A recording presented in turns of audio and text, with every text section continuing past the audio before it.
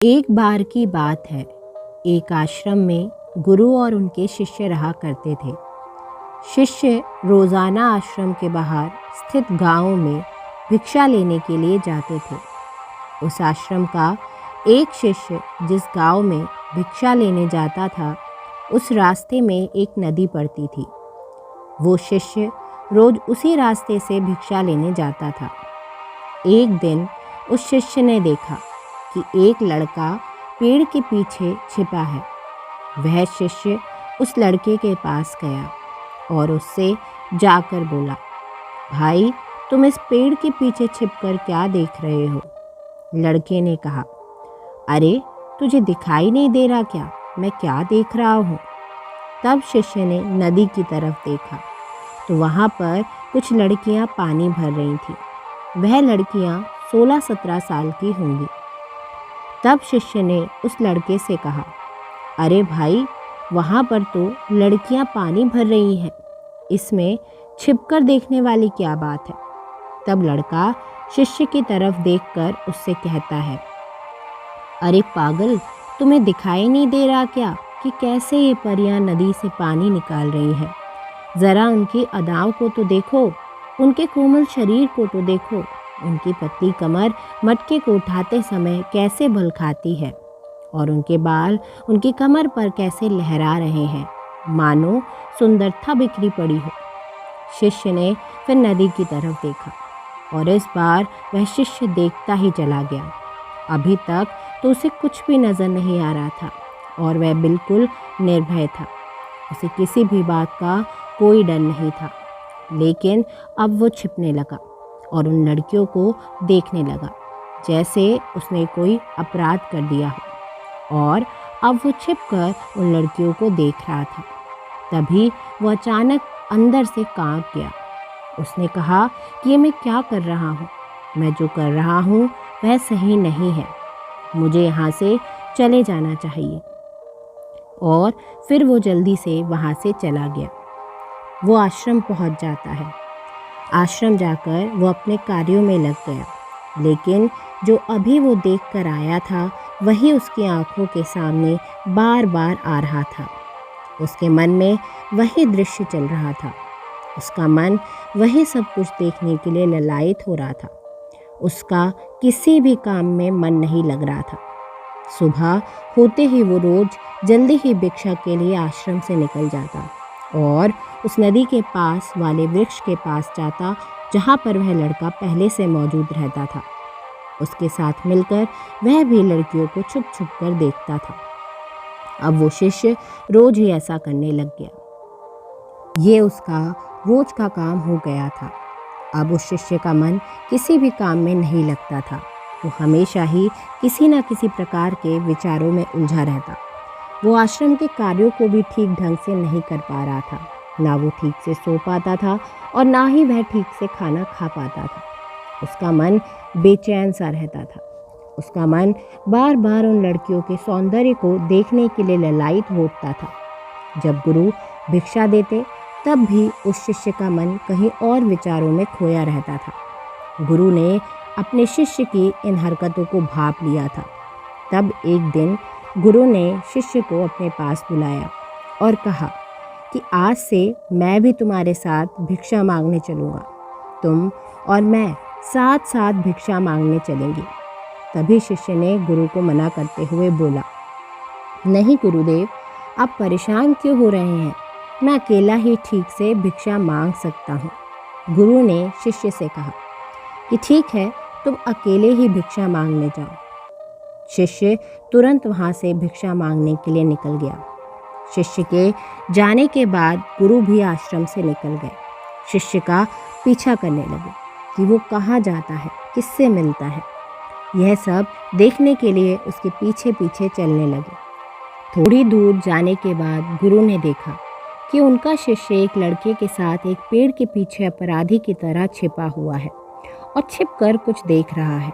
गुरु भी अपने शिष्य के पीछे जाकर खड़े हो गए कि आखिर उनका शिष्य ऐसा क्या देख रहा है जिसे देखने के लिए वो पेड़ के पीछे अपराधियों की तरह छिपा पड़ा है। गुरु ने देखा कि उनका शिष्य पेड़ के पीछे छुपकर लड़कियों को देख रहा था, जो कि नदी से पानी भर रही थीं। तभी गुरु ने शिष्य को कहा कि शिष्य, क्या तुम इन लड़कियों से भी भिक्षा लोगे? अपने गुरु की आवाज़ सुनकर वो शिष्य घबरा गया और उसके पसीने छूटने लगे। वह थर थर काँपने लगा, जैसे किसी चोर को चोरी करते समय रंगों हाथों पकड़ लिया गया हो। उस शिष्य की हालत खराब हो गई। वह कुछ भी नहीं बोल पा रहा था। दूसरा लड़का जो शिष्य के साथ था वह वहाँ से भाग गया। शिष्य घबराया हुआ था। उसके मुंह से कुछ टूटे फूटे शब्द ही बाहर निकल रहे थे। वह अपने गुरु से नजरें भी नहीं मिला पा रहा था। गुरु ने शिष्य की तरफ देखा और कहा कि मेरा शिष्य तो निर्भय था, उसे तो किसी भी चीज़ का डर नहीं था, लेकिन ये क्या, तुम तो डर के मारे काँप रहे हो। शिष्य ने गुरु से कहा, मुझे माफ़ कर दीजिए गुरुदेव, मेरा कोई दोष नहीं है इसमें। उस लड़के ने मुझे बहका दिया था, लेकिन मैं आपसे वादा करता हूँ कि आज के बाद मैं ऐसा कभी दोबारा नहीं करूँगा। मुझे माफ़ कर दो गुरुदेव। गुरु ने शिष्य से कहा कि कोई बात नहीं, और इस बात का तुम ध्यान रखना कि हम जैसी संगति करते हैं वैसा ही फल हमें प्राप्त होता है। हम जैसी संगति करते हैं उसके विचार हमारे अंदर प्रवेश करते हैं, इसलिए अच्छी संगति करो जिससे तुम्हारे अंदर अच्छे विचारों का प्रवेश हो। फिर गुरु और शिष्य आश्रम लौट गए और शिष्य फिर से आश्रम के कार्यों पर ध्यान देने लगा। उसने उस रास्ते को छोड़ दिया और दूसरे रास्ते से जाने लगा। वो अपना काम को ध्यान से करता, लेकिन धीरे धीरे उसके अंदर क्रोध उत्पन्न हो गया। फिर वह दूसरे शिष्यों पर क्रोध करने लगा। वो बेचैन रहने लग गया। अब वो सही समय पर भोजन भी नहीं करता था। वह भोजन भी बहुत कम खाता था। एक रात गुरु शिष्य के पास आए और उसे बोले कि अब तक तुमने कितनी बार अपना वादा तोड़ दिया। यह सुनकर शिष्य अपने गुरु के चरणों में गिर गया और रोने लगा। रोते रोते ही उसने गुरु से कहा कि गुरुदेव, मैं कई बार अपना वादा तोड़ चुका हूँ, फिर वादा कर लेता हूँ, लेकिन हर बार मैं वादा तोड़ देता हूँ। मेरा मन मेरे नियंत्रण में नहीं है। मैं बहुत कोशिश कर रहा हूँ कि मेरे मन से सारे बुरे विचारों को निकाल दूँ, लेकिन मैं चाह कर भी ऐसा नहीं कर पा रहा। फिर गुरु ने शिष्य को कहा कि चलो मेरे साथ। गुरु शिष्य को आश्रम के बगीचे में लेकर गए और शिष्य से कहा कि देखो, यहाँ पर कुछ नालियाँ बनी हुई हैं, जिससे नदी का पानी इन पौधों तक आ रहा है, और ये पानी एक निरंतर बहाव से आ रहा है। क्या तुम इस पानी के बहाव को रोक सकते हो? शिष्य ने कहा कि हाँ गुरुदेव, मैं इस बहाव को रोक सकता हूँ। फिर शिष्य ने मिट्टी उठाकर उस नाली के पानी में डाल दी। वह पानी थोड़ी देर के लिए रुक गया।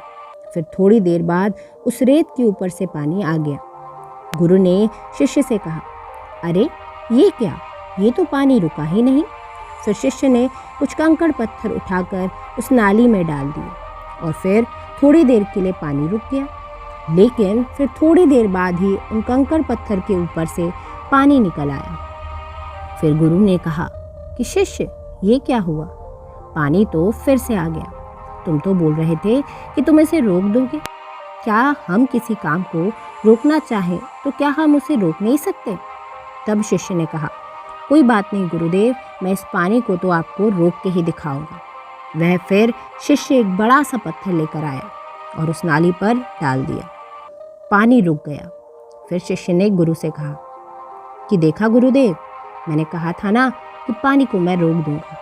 मैंने पानी को रोक दिखाया। आपकी बात मैंने पूरी कर दी। गुरु मुस्कुराए और बोले, अच्छा ज़रा ध्यान से देखो, पानी रुक गया क्या? वो तो पीछे की नाली तोड़कर बाहर आ गया और अगल बगल से बह रहा है। और ध्यान से देखो इस पत्थर को, आगे भी पानी जो है वो आ चुका है। पानी अपना रास्ता बदल कर फिर से आगे की तरफ बह रहा है। और फिर थोड़ी देर बाद ऐसा ही हुआ। फिर गुरु ने शिष्य को समझाया कि तुम्हारे साथ भी तो ऐसा ही चल रहा है। तुम बार बार प्रयास कर रहे हो, बड़े से बड़ा प्रयास कर रहे हो। हर बार तुम्हारा प्रयास टूट रहा है और ये हमेशा टूटता ही रहेगा। तुम कितना भी बड़ा पत्थर रख लो, लेकिन पानी तो अपना रास्ता बना ही लेगा। यह सब देखकर शिष्य निराश हो गया। फिर शिष्य ने गुरु से कहा कि हे गुरुदेव, क्या कोई तरीका नहीं है जिससे मैं इन गंदे विचारों से बाहर निकल सकूं और ये मेरे मन में आए ही ना। गुरु शिष्य को एक नदी के पास ले गए जहाँ से उस बगीचे में पानी आ रहा था। गुरु ने उस शिष्य से कहा कि वो पानी इसी नदी से आ रहा है। अगर हम यहीं से उस रास्ते को बंद कर दें जहाँ से ये पानी बगीचे में जा रहा है, तब क्या हम इस पानी को नहीं रोक सकते? शिष्य ने कहा, हाँ गुरुदेव, अवश्य ऐसा हो सकता है। मैं इस पानी को यहीं से बंद कर देता हूँ। तब आगे के नाले में पानी जाएगा ही नहीं और फिर बगीचे में पानी जाएगा ही नहीं। फिर शिष्य ने नदी से जाने वाले रास्ते को बहुत मेहनत करके पत्थर और मिट्टी डाल डाल कर बंद कर दिया और गुरु से कहा, गुरुदेव, मैंने पानी को बंद कर दिया, अब ये पानी बगीचे में जाएगा ही नहीं। तब गुरु ने कहा कि शिष्य, अगर पानी बगीचे में नहीं जाएगा तो पेड़ पौधों को पानी कहाँ से मिलेगा? उन पेड़ पौधों को तो पानी की आवश्यकता है और उन पेड़ पौधों में कुछ पेड़ पौधे तो ऐसे हैं जिनको रोज़ पानी की आवश्यकता है। वो तो मुरझाकर मर ही जाएंगे, उनका क्या होगा? पानी तो हमें खोलना ही होगा। शिष्य ने गुरु की बात सुनकर वापस नदी से आने वाले पानी को खोल दिया। तब गुरु ने शिष्य से पूछा, शिष्य, अगर हम इस नदी के पूरे पानी को बगीचे की तरफ मोड़ दें तो क्या होगा? तब शिष्य ने जवाब दिया कि गुरुदेव, वहाँ पर जितने भी पेड़ पौधे हैं वो तो गलकर नष्ट हो जाएंगे, वहाँ पर कुछ नहीं बचेगा। फिर गुरु मुस्कुराए और बोले, तुम इस बात को समझो कि हमें किसी भी चीज़ को रोकना नहीं है, बस हमें हमेशा संतुलन बनाए रखना है। कम पानी से भी पौधे नष्ट होते हैं और ज़्यादा पानी से भी पौधे नष्ट होते हैं। हमारा जीवन संतुलन से ही चल रहा है। गुरु ने शिष्य से कहा कि अगर मैं तुम्हें कहूँ कि तुम आम के बारे में मत सोचो तो तुम्हारे मन में सबसे पहले किसका चित्र आएगा? शिष्य ने कहा कि गुरुदेव, मेरे मन में तो पहला चित्र आम का ही आएगा। गुरु ने कहा कि जब हम गंदे विचारों को ज़बरदस्ती रोकने का प्रयास करते हैं तो वह और मजबूती के साथ हमारे अंदर प्रवेश करते हैं, हमारे अंदर उठते हैं। इसलिए हमें उन्हें कभी दबाने की कोशिश नहीं करनी चाहिए। फिर गुरु ने शिष्य को समझाते हुए कहा कि हमारे गंदे विचार बुरे लोगों की संगति करने की वजह से आते हैं। कई बार क्या होता है कि कामुकता हमारे अंदर होती ही नहीं है, लेकिन कुछ अश्लील लोगों के साथ रहने की वजह से यह हमारे अंदर हावी हो जाती है। फिर शिष्य ने कहा, गुरुदेव, आप सही कह रहे हैं, मैं अपने मार्ग से भटक गया था। फिर वो शिष्य उस रात बड़ी ही चैन की नींद सोया। सुबह अपने कार्यों को पूरे मन से किया और फिर भिक्षा लेने वह चला गया और वह उसी रास्ते से गया जिससे वह रोज़ाना भिक्षा लेने जाता था। जहाँ उसने देखा कि वो लड़का आज भी पेड़ के पीछे छिपकर उन लड़कियों को देख रहा था। वह उसी रास्ते से उस नदी पर गया जहाँ पर वह लड़कियाँ पानी भर रही थीं। उसने उन लड़कियों से पानी मांगा। उन लड़कियों में से एक लड़की ने उसे पानी भी पिलाया और उस सन्यासी के चरण छुए। शिष्य ने उसे आशीर्वाद दिया कि तुम्हारा कल्याण हो। शिष्य का मन सकारात्मक ऊर्जा से भर गया। उसके चेहरे पर मुस्कान आ गई थी, जैसे कि कुछ खोया हुआ वापस मिल गया हो। वो वापस अपने रास्ते से जाने लगा। तभी पीछे से वो लड़का आ गया जो पेड़ के पीछे छुपा हुआ था। वो शिष्य के पास आया और बोला कि क्या बात है, आज तो तुमने बड़े ही नज़दीक से दर्शन कर ली, तुम तो मुझसे भी आगे निकले। तब शिष्य ने कहा कि हम हमेशा दूसरों के दर्शन करने में ही व्यस्त रहते हैं, अपने दर्शन कर ही नहीं पाते। तुम कब तक इस पेड़ के पीछे छुपे रहोगे? किसी को पसंद कर लो, उसे बोल दो। अगर वो भी तुम्हें पसंद करती है तो शादी कर लो और उससे पहले तुम कुछ बन जाओ। अपने आप को पहचान लो, ऐसे अपना समय बर्बाद मत करो। फिर वह लड़का रोज़ उस शिष्य से मिलने लगा और उस लड़के ने भी नदी पर जाना छोड़ दिया और फिर वह लड़का अपने जीवन में कुछ बनने के लिए संघर्ष करने लगा। तो आपने देखा कि संगति का असर जो है वो कैसा होता है। इसलिए अपनी संगति अच्छे लोगों के साथ रखिए तो आपके विचार बदल जाएंगे।